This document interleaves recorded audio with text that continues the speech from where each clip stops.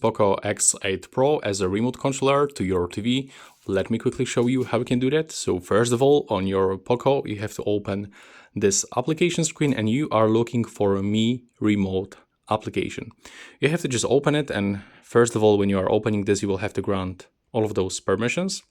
Make sure that your TV is turned off. That's the most important thing. Click to add remote.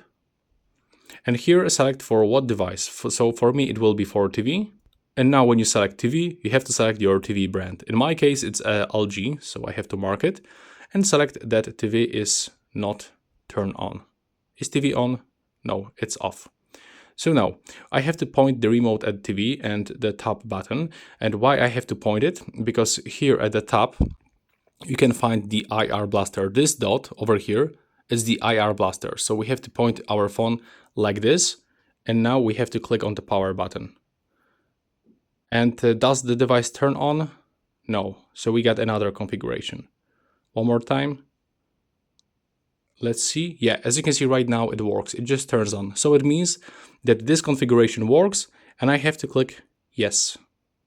So now I can add a shortcut, for example, into the home screen. I can set up some other things.